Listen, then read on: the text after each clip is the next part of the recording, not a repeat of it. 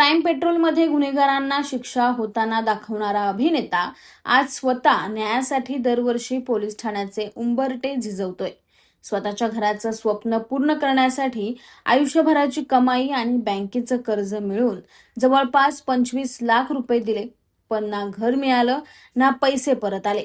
उलट मानसिक त्रास, वडिलांचं दुःख आणि आत्महत्येचा प्रयत्न करण्याची वेळ त्याच्यावर आली. ही कहाणी आहे क्राईम पेट्रोल फेम अभिनेता सतीश नायकोडे यांच्या कथित फसवणुकीची.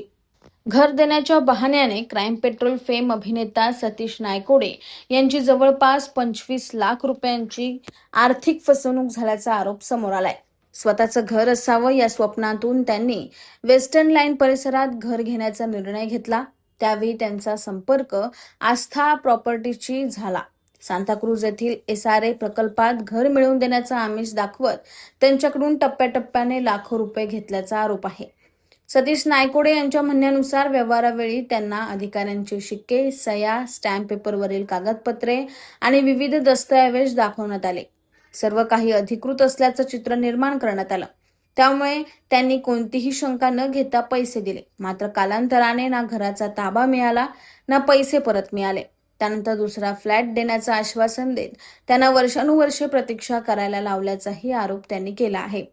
सतीश नायकोडे यांच्या मते या प्रकरणात ते एकटेच नाहीत, तर जवळपास 47 कुटुंबे अशाच प्रकारे फसवणुकीला बळी पडल्याचा त्यांना संशय आहे. अखेर त्यांनी वांद्रे येथील हिल रोड पोलीस ठाण्यात तक्रार दाखल केली. 2025च्या सुरुवातीला गुन्हा दाखल झाला असला तरी अद्याप न्याय मिळालेला नसल्याची खंत त्यांनी व्यक्त केली. या संपूर्ण प्रकरणामुळे सतीश नायकोडे यांच्यावर मोठा आर्थिक आणि मानसिक परिणाम निर्माण झालाय. स्वतःचं घर घेण्यासाठी घेतलेल्या कर्जाचे दरमहा 40 ते 45 हजार रुपयांचे हप्ते ते आजही भरत आहेत. या काळात त्यांच्या वडिलांचं सुद्धा निधन झालं. वडिलांना शेवटपर्यंत आपल्या मुलाची चिंता होती असं सांगताना सतीश नायकोडे यांना अश्रू अनावर झाले. मानसिक तणाव इतका वाढला की त्यांनी आत्महत्येचाही प्रयत्न केल्याचं त्यांनी सांगितलं. मात्र मुलांचे चेहरे डोळ्यासमोर आल्याने त्यांनी तो निर्णय बदलला. एका कलाकाराला कोणतीही पेन्शन किंवा आर्थिक सुरक्षा नसते. आयुष्यभराची कमाई गमावली आणि या सर्वांनी मला पूर्णपणे उद्ध्वस्त केलं, अशी भावनिक प्रतिक्रिया त्यांनी दिली आहे. आता या प्रकरणातील आरोपींवर कठोर कारवाई करून आपल्याला न्याय मिळावा अशी मागणी सतीश नायकोडे यांनी केली आहे. घराच्या स्वप्नासाठी आयुष्यभराची कमाई गमावलेल्या या कलाकाराला न्याय कधी मिळणार याकडे आता सर्वांचे लक्ष लागलंय. मराठीमध्ये एक म्हण आहे की घर बांधून पाहावं, विहीर खोदून पाहावी, लग्न करून पाहावं. त्यातलं घर बांधून पाहावं हे सर्वसामान्य माणसाला समजेल मला नेमकं काय म्हणायचं आहे. मुंबईत जन्म झाला, वय वर्ष 50 आहे. स्वतःचं हक्काचं आणि स्वतःच्या मेहनतीचं एक घर असावं, 400, 450, 500 स्क्वेअर फुटाचं. उपनगरामध्ये, पश्चिम उपनगरामध्ये असावं. कारण मी ज्या इंडस्ट्रीत काम करतो, फिल्म इंडस्ट्री, TV इंडस्ट्री, त्यातलं मोस्टली काम हे पश्चिम उपनगरांमध्ये चालतं. तिथे घर घ्यावं ही इच्छा होती, मेहनतीने घ्यावं ही इच्छा होती. अर्थात आर्टिस्ट हे बँक आर्टिस्ट लोकांना किती पॉझिटिव्हली विचार करते लोन देताना हे सर्व श्रुत आहे. म्हणून वडिलांच्या प्रॉपर्टीवरती लोन काढावं आणि ते पैसे तिथे भरून घर घ्यावं आणि वडिलांच्या प्रॉपर्टीवर काढलेल्या लोनचे हप्ते भरावे, तितका साधा विचार होता. आणि तसंही आर्टिस्टला पुढे जाऊन वार्धक्यात काही पेन्शन, प्रॉव्हिडंट फंड, उदरनिर्वाहासाठी काही मोठी रक्कम असते हातात, असं नसतं. म्हणूनच एक घर घेतलं की जेणेकरून त्याच्या भाड्यापोटी गावाला जाऊन का होईना पण त्याच्या भाड्यावर जगू, इतका साधा विचार होता. म्हणून घर घेण्याचं स्वप्न बाळगलं होतं.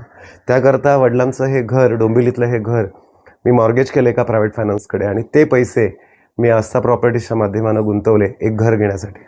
पण तिथे असणारे सच्चिदानंद बामणे, ॲग्नेलो परेरा, आकाश सोनी, सगळ्यात यांचा मास्टर माइंड म्हणजे शैलेश काकण. त्याचबरोबर असणारे त्यांचे अजून 2 साथीदार, ते म्हणजे अभिषेक गुजर आणि एक बेळमकर नावाचा, रुपेश बेळमकर नावाचा. ही सगळी टोळी आहे आणि यांच्यावर नक्कीच कोणाचं तरी वरदहस्त आहे.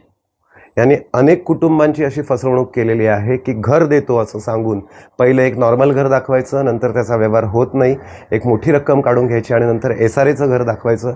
साहजिकच चाळीत घर घेणाऱ्या माणसाला SRAचं घर दिसतंय, सोसायटीत दिसतंय, लिफ्ट असलेली बिल्डिंग मिळते, तर लोक अजून पैसे देऊन पुढे सरसावतात.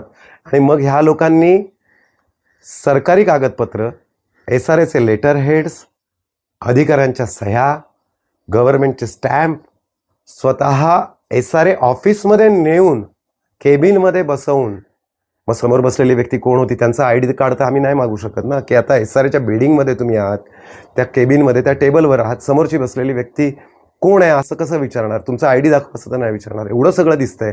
आणि मला वाटतं अशी यांची अजून एक 4-2 कुटुंब पण यांच्यासोबत असावीत, की जे आमच्यासारख्या लोकांना आहे जे भासवायचे की बघा आम्हाला घर मिळालं आहे, आमचे पेपर तयार झालेत, आमचे पेपर क्लिअर झालेत, आम्हाला अलॉटमेंट मिळतं आहे, असं आहे तसं आहे.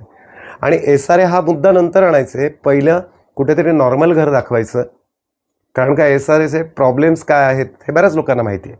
मग अशा लोकांना कसं गुंतवायचं, तर मग पैसे पहिले काढून घ्यायचे नॉर्मल घर दाखवून, आणि मग तो व्यवहार होत नाही आणि आता पैसे पण परत देऊ शकत नाही, तर निदान पैसे नाहीत तर SRAचं घर घ्या. आणि माणसाकडे काही पर्याय राहत नाही. मग ठीक आहे बाबा घर तर दे. आत्तापर्यंत माझे जर का त्यांना दिलेले आहेत 24.5 लाख, ज्याची 22.5 लाखाची व्हाईट एंट्री आहे जी लोन घेऊन मी दिली आहे. त्या व्यतिरिक्त मी पैशांची, आता तुम्ही जर फसवणूक विचारत असाल तर मी 9 वर्ष हप्ता भरतोय ना त्यांना दिलेल्या पैशांचा. दर महिन्याला 42 ते 45 हजार रुपये हप्ता, सुरुवातीला 45 आता 42. तुम्ही करा 8.5 वर्षांचा हिशोब, साधारण 44-45 लाख रुपये मी तर बँकेला देऊन बसलोय.